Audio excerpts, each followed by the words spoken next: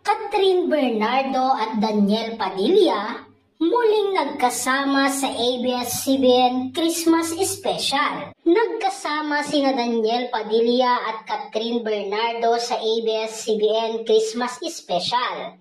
Ito ang kanilang kauna-unahang performance at public appearance na magkasama sila simula nang aminin nilang hiwalay na sila. Marami naman sa mga fans ng tambalan nila ang natuwa na makita silang magkasama sa kabila ng lumabas na mga issue at intriga. Hinangaan ng marami ang kanilang dedikasyon at pagiging profesional pagdating sa kanilang trabaho. Narito naman ang samut-saring komento mula sa mga netizens.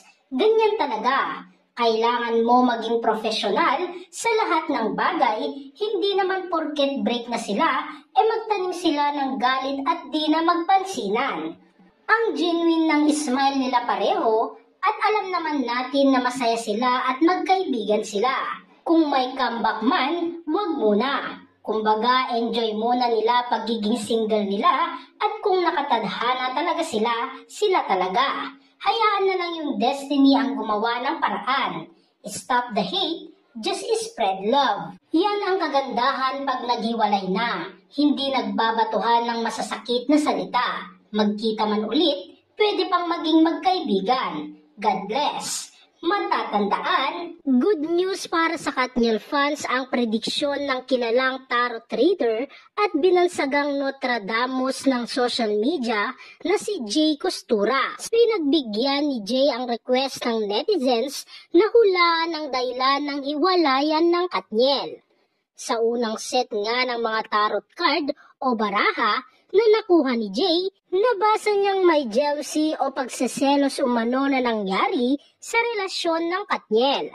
Anya, so ang una-una is jealousy o pagseselos regarding the relationship.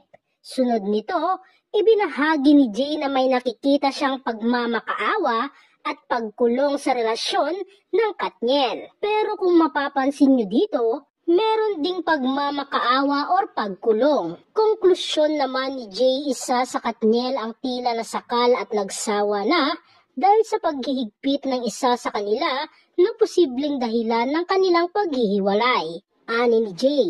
So isa sa mga reason kung bakit umabot sila sa ganitong relasyon is na fed up. Merong paghihigpit. Ito ay umabot sa parang nasakal ang isa sa kanila.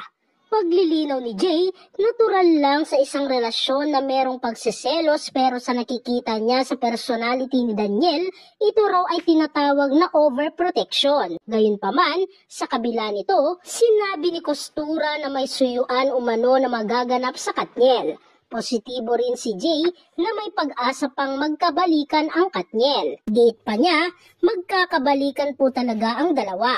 Ang ilan sa mga naging pahayag ni Jay Costura.